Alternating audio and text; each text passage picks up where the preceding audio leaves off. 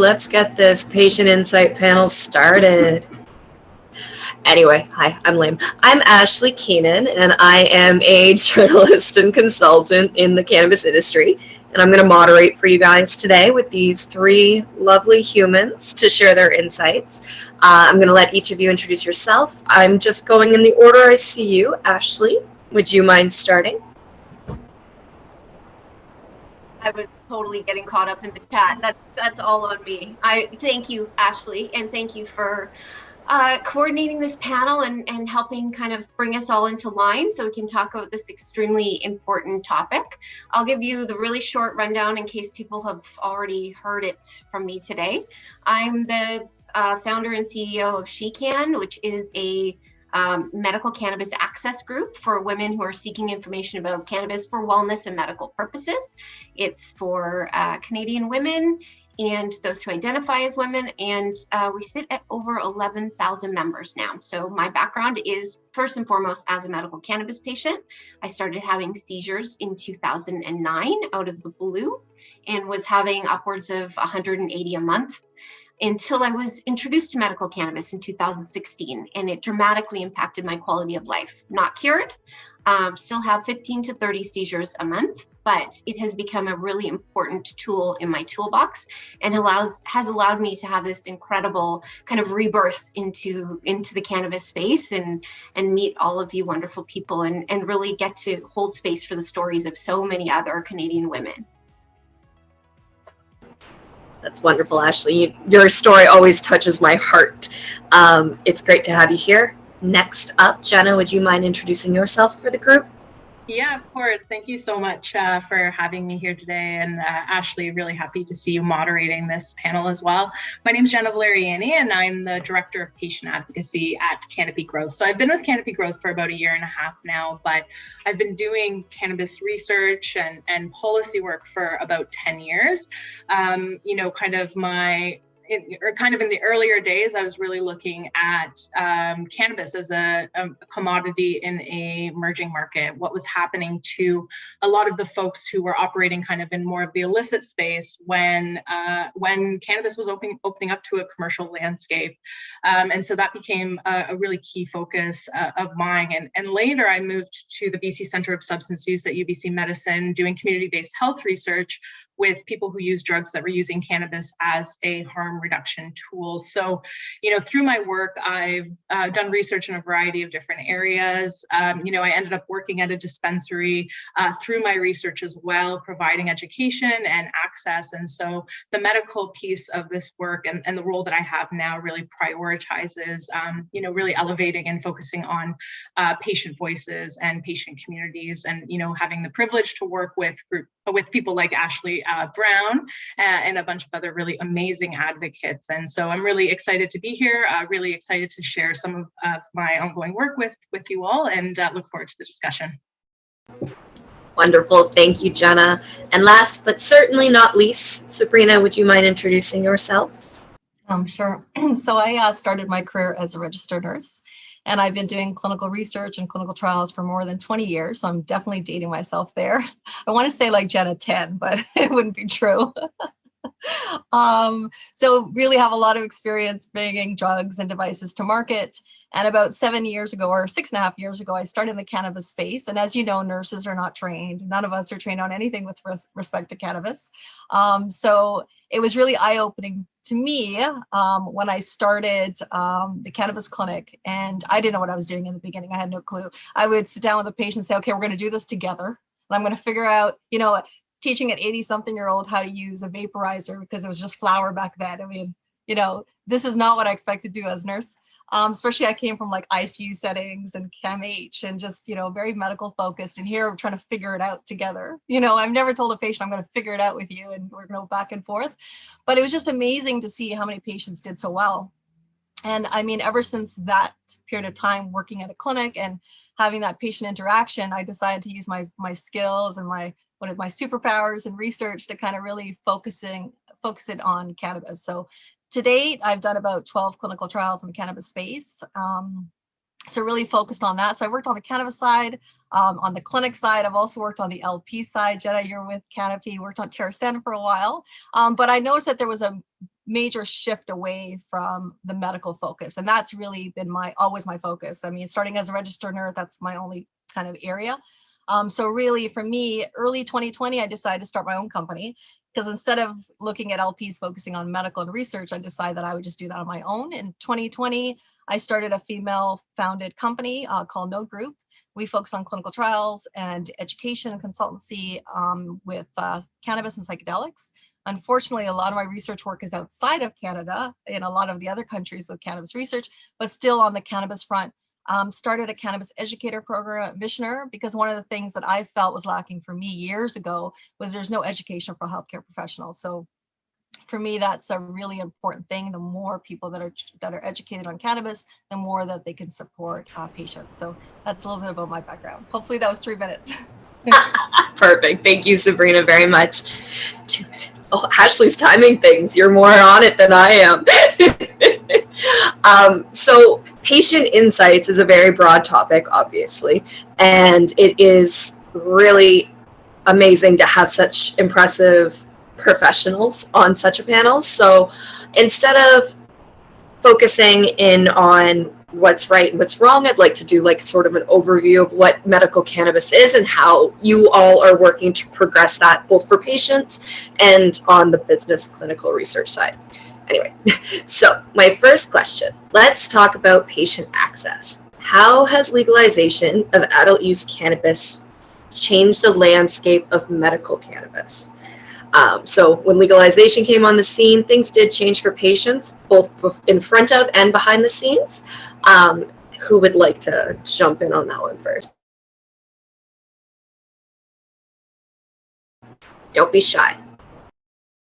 I always feel like I'm going to go behind Ashleigh, because I feel like she's the superstar on the patient.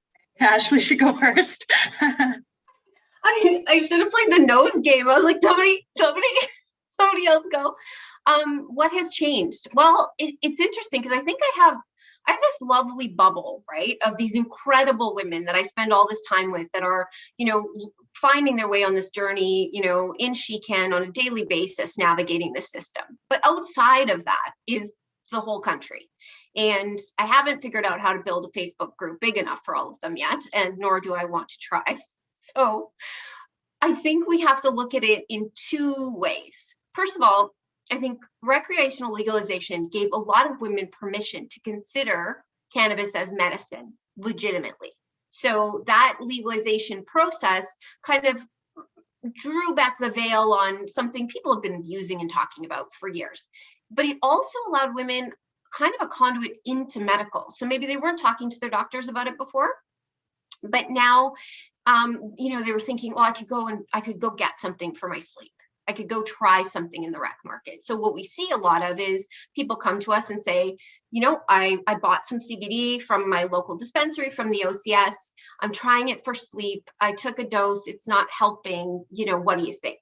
And that brings them back full circle into that access piece, right? Because the perception is that medical cannabis access is more challenging and or less popular now than it was pre-legalization. That's not true. You could go online to a telemedicine clinic today and have an appointment within a week, maybe even shorter. There are lots of clinics who do not charge, because that's a big misconception too. Lots of clinics you do not require a referral to. So I think that is one of the biggest things, is that people assume that as rec has risen in popularity, medical cannabis access has become more challenging.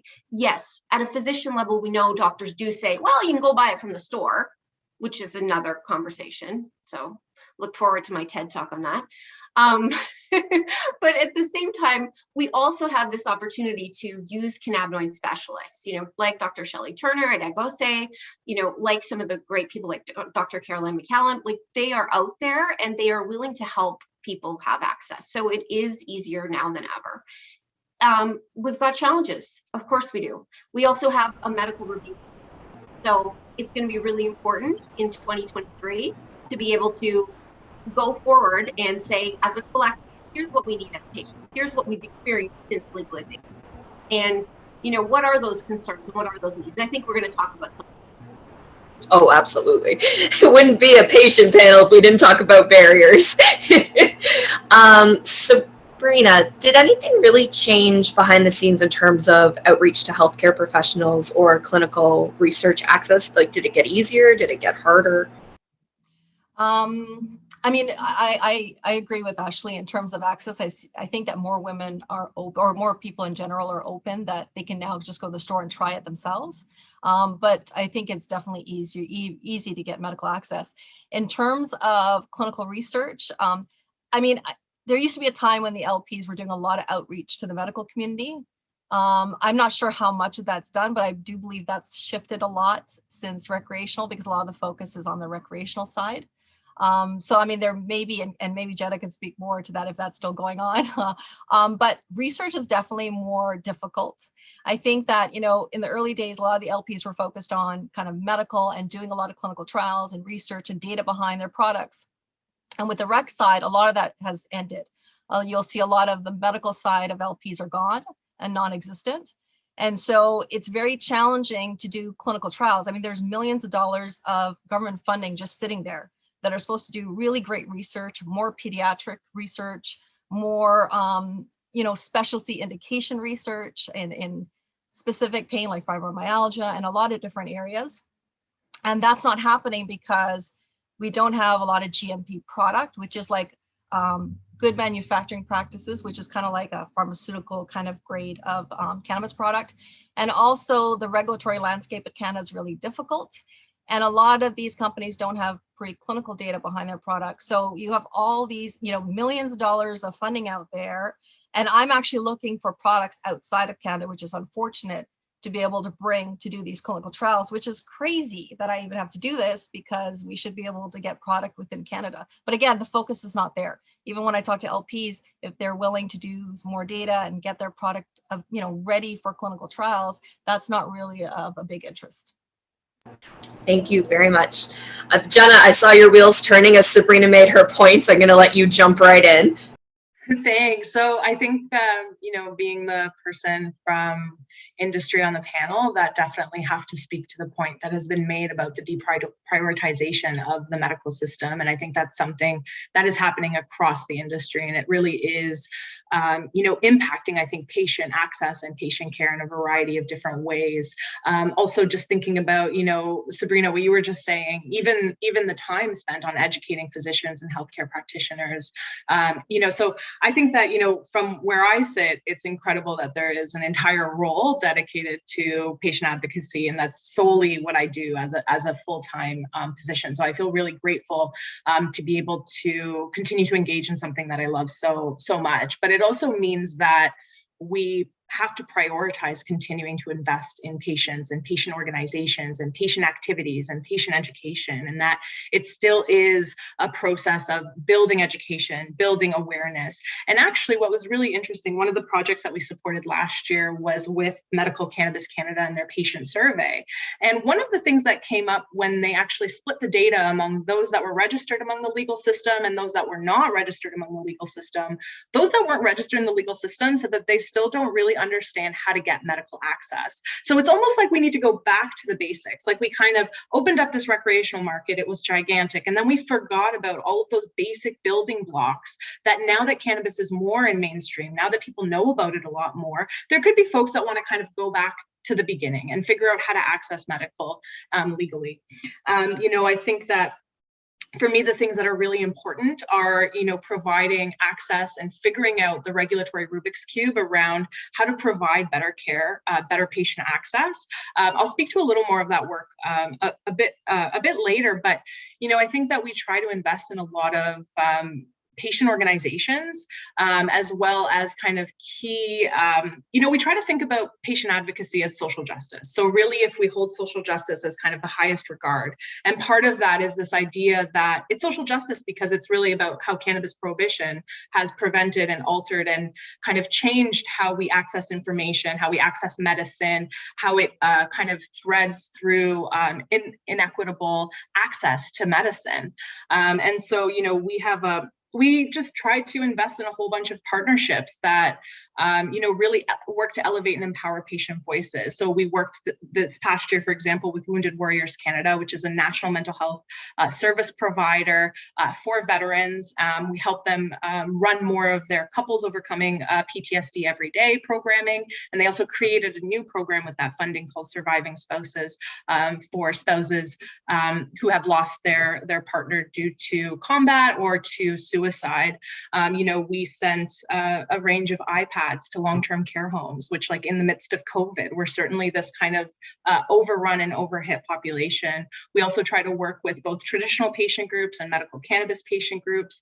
I also try to do things like pull patients together every once in a while and just talk to them. What are you missing? What kind of resources do you need? What access, what kind of materials can we create to help you? And I think that just having someone in a role that is solely dedicated to interfacing with patients, patient organizations, funding amazing projects, I think that I would like to see, more of that across the industry, because same barriers are still happening, same access issues are still the ongoing threat, right? We know cost is an issue. We know the excise is compounded, what it looks like. I mean, if we consider what's going on in the US, that's like a whole other, it's a whole other patchwork of regulatory concerns and actions. So I think just remembering that patients are the reason why we're here. They're the ones that fought for us all to have kind of the privilege that we have to do what we want to do every day. And so we shouldn't lose sight of that. And so I think as an industry, we need to continually make those investments. 100%. Thank you, Jenna. Sorry there, my cat was trying to make a surprise performance. I think that your last point there really dives well into our next question, which is talking about specific barriers that patients face, both in terms of access and education. So Ashleigh, I'm going to get you to dive off on that one first, not to put you on the spot, but because you are often the voice of the patients when they don't have one. So please take it away. Well, I gather you all here today to talk about affordability.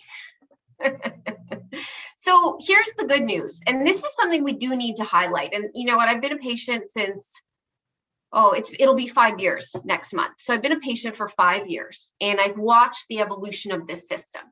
And it is a system that is still very much in need of reform. But I can tell you that when I got my ACMPR and I had that first appointment, I had two choices for LPs that had CBD oil, one of whom was Jenna Tweed. And now, in terms of assortment, the opportunities are almost bewildering in terms of what's out there. Like it's product on product. It's, do I want this potency of CBD? And the supply issues are not, they're not present in the same way. They're still there. There's still gaps in the market.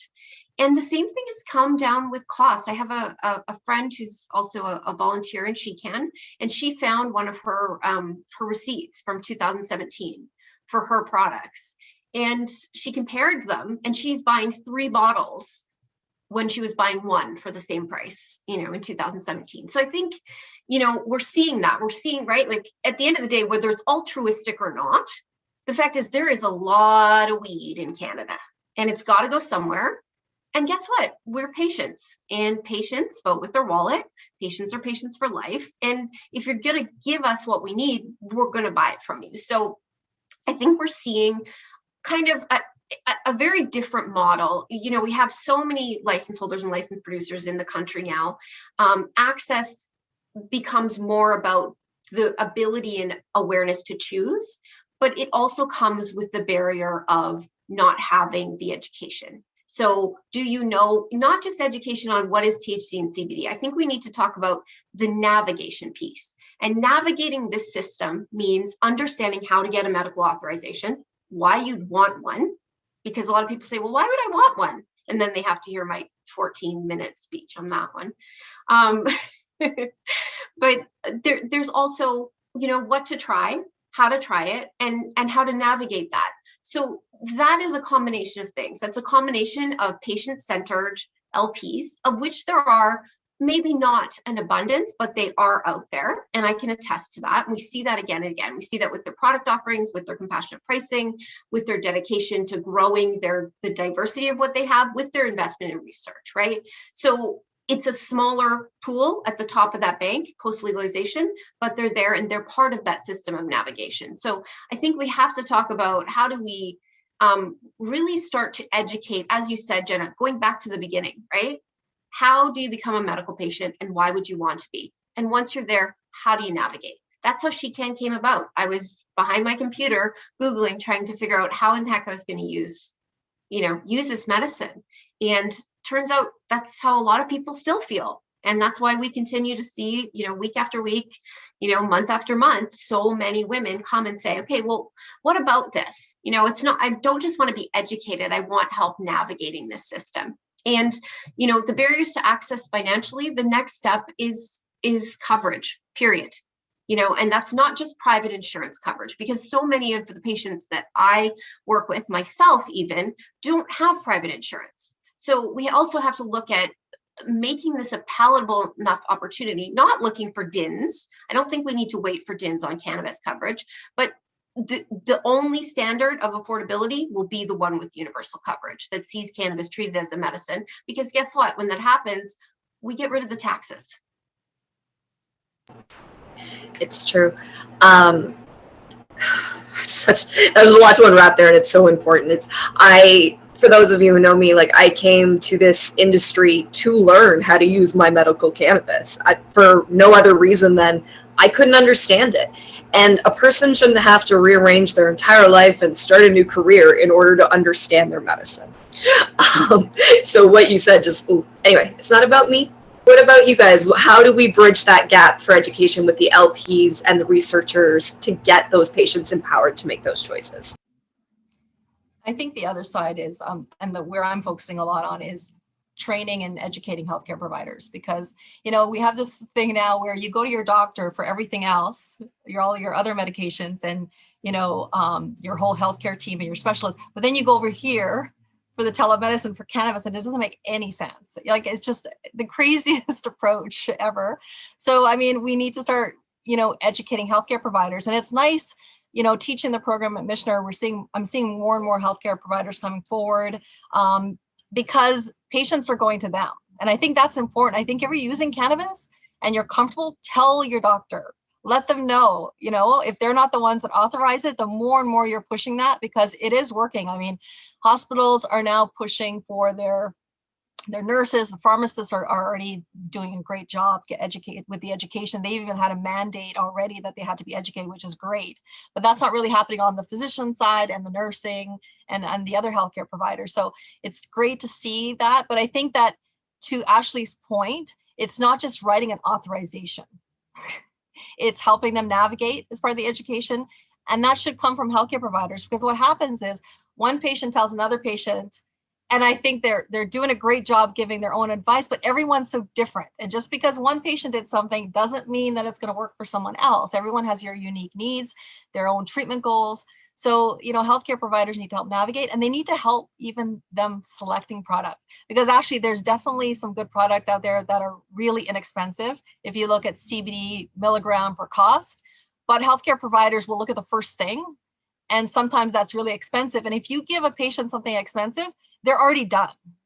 They'll figure out that, oh my God, it's going to cost me $30,000 in the year, forget it, And so the cost is a huge thing. So helping, healthcare providers also educate on product selection as well is important, and how to dose and titrate and all of those wonderful things. I didn't even learn the word titration until I started working in medical cannabis, and I have been chronically ill my entire life. Jenna, do you have something you'd like to add to this barriers and access? And I know you made a really good point in the email. I'd like you to talk about it. Yeah, absolutely. I'm so happy to talk about it. And so I'll start kind of from so when I was doing my postdoc work at the BC Centre on Substance Use, we were working in community-based health research. And so we were working with folks on the downtown east side. I was so interested in looking at these kind of like novel cannabis distribution programs that were popping up in the downtown east side, which just literally meant there were community members that would stand outside 2 days a week and hand out cannabis to folks that were using drugs who reported that it was helping them reduce their use of other more harmful substances, of course, in the context of the opioid crisis, perhaps the largest, most devastating public health crises of our time. And so I just became really fascinated by yet another example of community members identifying a gap in harm reduction programming and jumping in and providing access. And so I was really interested in this because that was juxtaposed against media pickup and, you know, all this interest from industry around the opioid sparing effect of cannabis and how this was going to be the answer. And of course, you know, I think, first of all, scaling back and understanding, you know, it could potentially be one tool that could be a helpful intervention for some folks. But what actually really struck me when I began to do that research, and actually what I ended up writing and publishing most of my postdoc work about, was that I didn't meet anybody in 2 years that I was doing my research on the downtown east side who had ever accessed cannabis legally. So we had this entire discussion about, you know, how this was going to be the key. It was going to, you know, it was going to alleviate, you know, all of this X, Y, and Z. But really, nobody was talking about the fact that these marginally housed and homeless individuals who were using drugs had no legal access. And I mean, of course, at the time of my research, this was also a time where, you know, access was a bit, it was a bit rocky at the beginning, I guess, when you know, rec kind of rolled out, prices were a bit higher. That's kind of, you know, definitely leveled out. There's more price variety. But I mean, just seeing that, I often reflected on how we were having this conversation around affordability and totally missing an entire population of folks who had never, ever had the opportunity to access legally. And so there are other barriers that we need to now be thinking about: access to ID, access to banking, you know, access to compassionate physicians who perhaps would see someone with substance use issues and likely maybe would not prescribe them cannabis because of that, or authorize it because of that. And so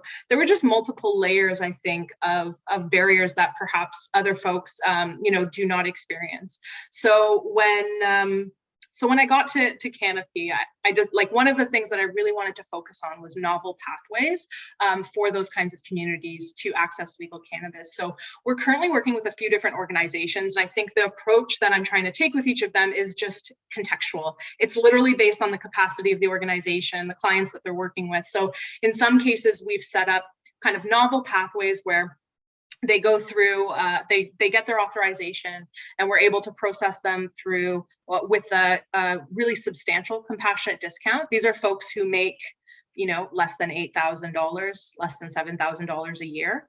So that's kind of like one channel of access that we've set up for some of our shelter partners, for example, across Canada. And then on the other side, which I think is really cool, is that one of the organizations that we work with, which is run by a group of physicians, have actually been working with Health Canada to get an exemption so that a licensed producer could actually treat them as a hospital vendor.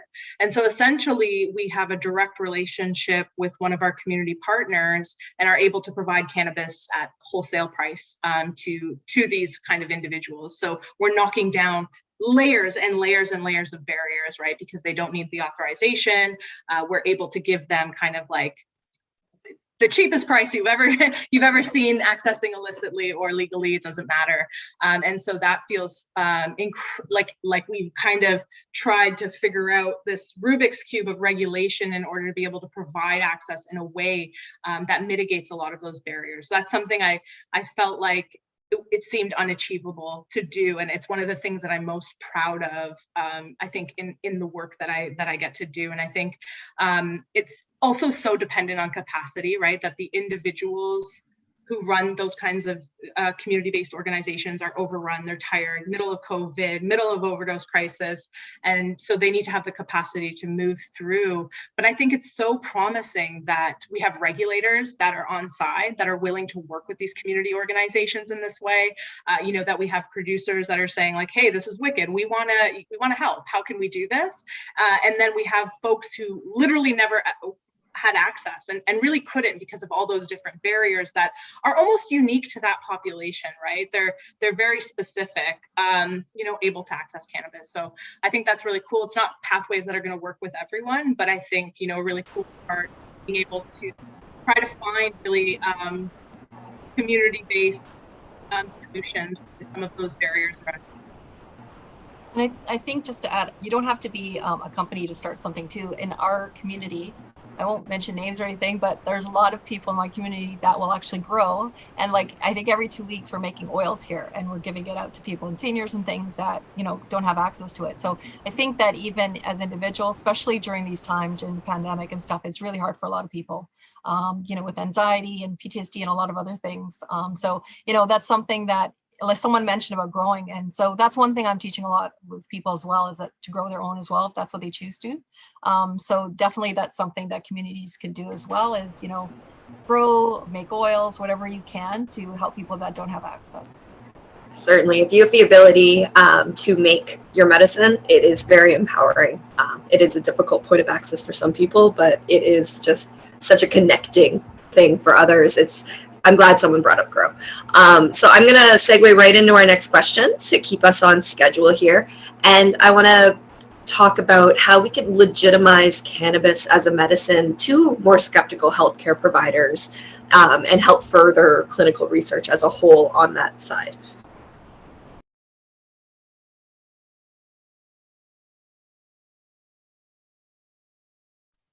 Sabrina, I'd love to hear what you have to say on this one. I think this is right up your alley, and I'm so grateful to you for working so hard to educate healthcare practitioners, because I think it helps us as patients, you know, educate on our side. So love to hear your thoughts on this.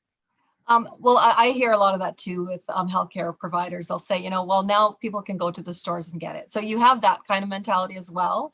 But I think that, you know, when I'm seeing, like, Missioner is just one place that I happen to work with, but I see a lot of universities and different organizations that are putting that education at the forefront. And I think the more we see that, the more that it legitimizes. If healthcare providers are trained on cannabis, that helps them incorporate that in their practice. The other thing that I'm seeing, which is really interesting, especially with a lot of first responders, a lot of healthcare workers working on the pandemic side, usually when I get a call from a healthcare provider, it's usually asking for tips on how to manage their patient, but I'm getting them actually asking how to use it themselves. So we're seeing now a more openness to that. And I'm working on a project with, I'm very excited, with Legion's Veteran Village. It's a center for excellence with PTSD in Surrey and BC. And we're actually looking at doing clinical trials, not just in cannabis, but psychedelics in first responders and veterans. So I think these kinds of initiatives, you know, when there's clinical trials and research put forward, I think that helps to help change minds. If when healthcare providers are seeing more scientific data, because they want to see more robust clinical trials. And we're seeing this like in other countries like Australia. They'll say, they're already saying there's not enough evidence for pain, period. They want to see more robust clinical trials. UK, the same thing. We're seeing that in France as well, where their approach is we need scientific evidence, health claims that help support it per indication. So I think that that is a big step towards also legitimizing it and having healthcare providers look at it, you know, in a different way and be more open to recommending it to their patients. But I think them themselves taking it, especially during these times, I think that makes a difference as well. Sorry, my unmute button wasn't working there.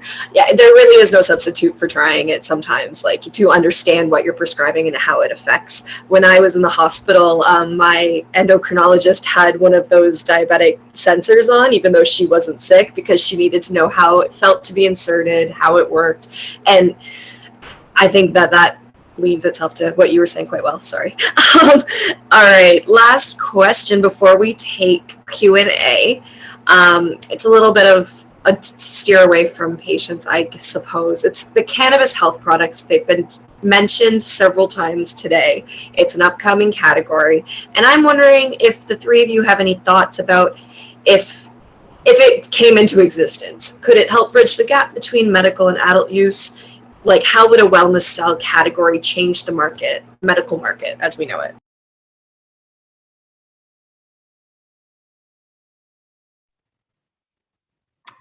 Well, I had some great dialogue about cannabis health products earlier today, and I think it's a really important discussion because the fact is the category doesn't technically exist right now, but the products do, and so too do the consumers. So what I see a lot of are people who say, well, you know what, I don't feel comfortable talking to my doctor. I'm investigating, right? Is a really good word for it. I'm investigating how cannabis can work for me. I don't want to get high. And they're looking for a wellness product. They don't want to label it as medicine yet. They're not comfortable. Maybe there's stigma there. Maybe, they don't feel that they're sick enough and, to require products. And, that's something women tend to do to ourselves, is we gaslight our own medical experiences, right? So, if you're having trouble sleeping, if you have extreme anxiety, if you have, a knee that's causing you pain, that is as valid as any other diagnosis because it's disruptive to your life. So I think we sidle up to wellness as a way to give ourselves permission to take care of ourselves. And that's already happening. So the cannabis health product category to me is really about saying there are many means in which I can consume cannabis, and these ones belong in this bucket. So it allows certainly people who are, maybe dabbling and they have various intents and reasons for using cannabis to have a way to say, here are some products. It also makes them more accessible. So I think what we need to see are products that have proven claims. That's what Health Canada wants. They want people to come and say, this does what I'm saying it does. And we have to have that ease of access, because at the end of the day, what I want for people, what I want for cannabis consuming humans in women form is whatever they need. And if that's, at the dispensary on the corner, and if that's from their pharmacy because they have a medical authorization for cannabis and it's covered by insurance, if that's picking up a topical, in a place where that what you're getting is what you think it is, and how it's going to work because they've done the research and the science, that's what matters. And we need to have all those options. I think it has to be and both, not either or, not medical or rec or wellness, but and both. That is such an important point, because those buckets are not clarified for consumers. And how can patients know what bucket to take from if they're all jammed onto one retail stream? Yes. Anybody else want to speak to that point? Yeah, I mean, I think Ashleigh said it very eloquently. I think, there's kind of this tension around wanting to increase access, especially for folks who probably won't go through the process of getting an authorization. I think probably many people in the audience have become the go-to person for all family and friends. Every question around cannabis, it definitely gets thrown onto you. And so, for example, with experiences with my family, I couldn't get them to go through the authorization process, but I could get them to try something for sleep or for, a CBD product or something like that. So I just, there is a part of me that, I liked Ashleigh's point about it being an and thing. And I think that that's really important. There's another side of me that thinks about quality patient care and contraindications and adverse events, and how, in some of the research, we see that patients who do go through the medical channel have better outcomes more generally in managing their symptoms. So there is like I'm a bit at odds about it.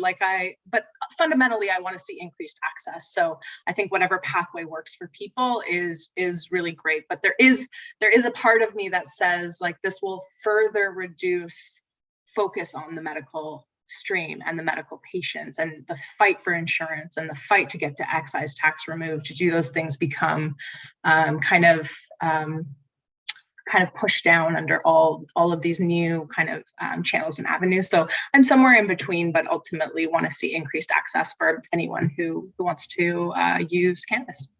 I think those are important points as well. It's Sabrina, I can't see you on my screen anymore. Are you still here? I am. Do you hear me? I can see you now. I was just going to say, just to add to that, for me, from the clinical research side of things, I mean, a lot of people are not going to go through the whole clinical trial with, on the medical side, with the DID and everything like that. We're just not going to see that, I don't think. Well, hopefully we do, but we may not. But I think for the CHP, I think that having claims also, to your point, it helps legitimize it as well, that you do have health claims, whether it's, for pain or sleep or whatever it is. I think that's helpful. And I'm hoping that with those claims, there may be an opportunity to be able to get those CHPs covered in terms of the costs. So I'm hoping that will be, I hope to see that. And I think that will be a huge thing for patient access. Thank you so much. I see here we have quite a few questions, so I'm just going to open this screen. See what we got.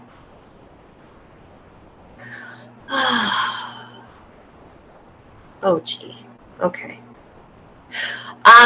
Maxine asks, what is the best way to stay up to date with new products, new research, and new research? I mean, one of the avenues that I get a lot of like just published work is through organizations like CPIC, like, yeah, what it stands for, but the Canadian Consortium of the Investigation of Cannabinoids. And so they send out a newsletter where they kind of summarize some of the emerging work and give a bit of this on what's going on. And I think I think that they're moving. I think that you may have to pay for a membership, but I think for patients it might just be like $10 or $15 or something like that. I thought that was a pretty nice condensed way. Twitter is always a really great way to stay up to date. I know everybody's kind of cringing, but actually there are a lot of conversations and kind of pieces of information that get circulated through those kinds of forums. I think joining groups like She-Can, especially, there are always women talking about things and products that I haven't heard about. And so I think it's just such a valuable research. And yes, the CCIC, it's CCIC. I think I'm just also responding to the chat in real time, but I think, you know, Sabrina's kind of submerged in that research world. She might have some insight on to get the latest research. I do it the harder way. I look at publications, but you could do even something as simple as Google Alerts, because when people do cannabis research, they like to do press releases, because you know that cannabis companies love doing press releases. So if they're doing research, they're probably doing a press release. So if you put your Google Alerts on cannabis research, I have cannabis research, Canadian research, psychedelic research, I have a whole bunch of clinical trials. I have all of it. And so then I just get those Google Alerts. So that's a good way to do it as well. Beautiful. There's a question here about how are grow rights protected and promoted to help access. I think I would like to know if this person, do you want to know more about like the 4 plants or house insurance or how those things are affected with this? Or do you guys have an idea of how grow rights are protected? I mean, I think historically we've seen grow rights be protected just through kind of the ongoing court cases that have popped up and down.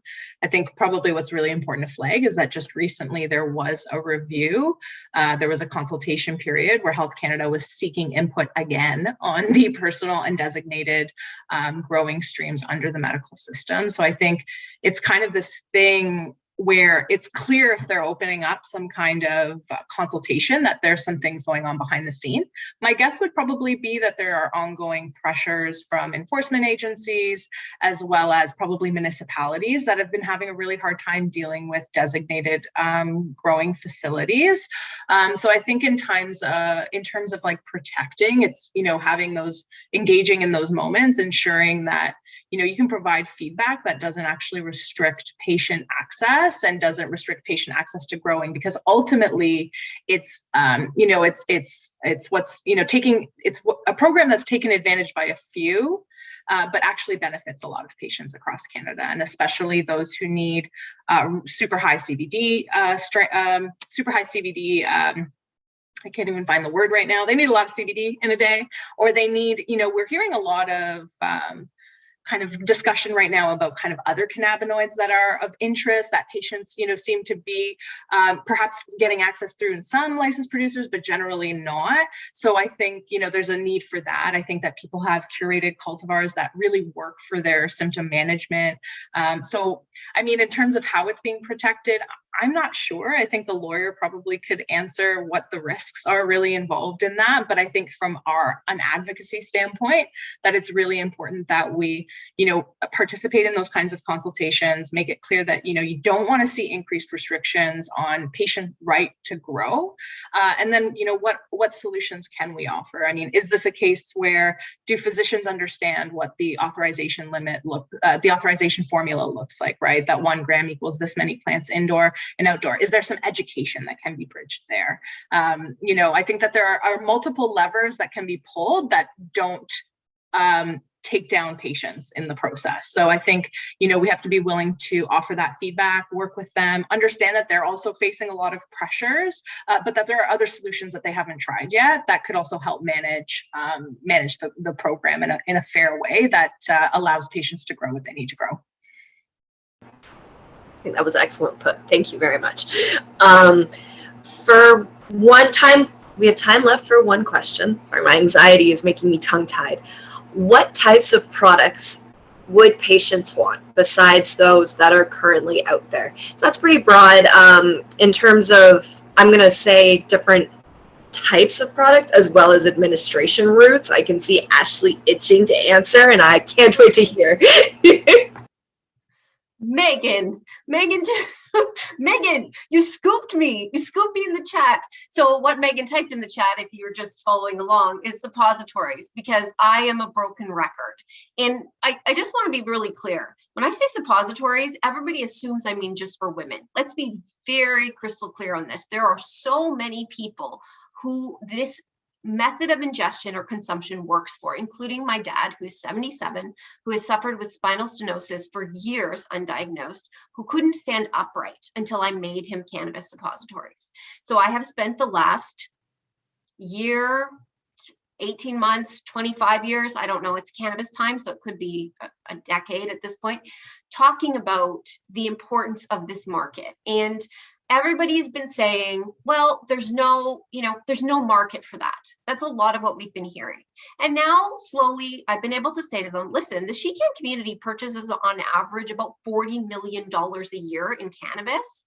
So you can't really tell me there's no market for it if you're not willing to explore it. So those medical formats, the transdermal patches, the suppositories, topicals with enhanced ingredients that actually absorb quickly, fast onset products, so we're not worried about variability. These are all things that aren't in market yet and that are trickling in. But I do absolutely have faith that there are a lot of people much smarter, much savvier than me working on some of these formats. And I'm just there, just being a little bug in their ear, nudging them along and cheerleading them every step of the way, because it's going to happen. And it's just a process that takes a lot of time. And medicine should.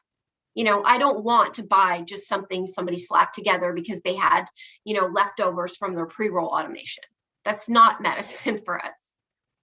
Not that anyone's done that. Well, somebody's probably done that. Let's be real. I think it's been disappointing that we're not seeing these types of products. Like you said, I mean, just plain topical, but there should be other products that help with the absorption. It's just, people want more than pre-rolls and what's on the market right now. So it's disappointing. But yeah, suppositories, how do we not have that yet? I don't understand. I wrote an article a full year ago about where were they, and they're still not here. They're not talking to the right people. All right. I just wanted to add, I would love to have a rapid THC dose that I didn't have to smoke, that I could actually legitimately just sublingually take, and it would react the way it's supposed to. Yes. So those products, I am so excited to see, and I know that people like you all are making it happen behind the scenes, even when the patients can't see it. I believe that is our time. I want to thank everybody because honestly, this was great. And I see Danielle popping in here. I'll let her take over, but thank you all so much. Thanks, Ashleigh. Thanks, everyone. That was very insightful, and it's always a pleasure listening to you all.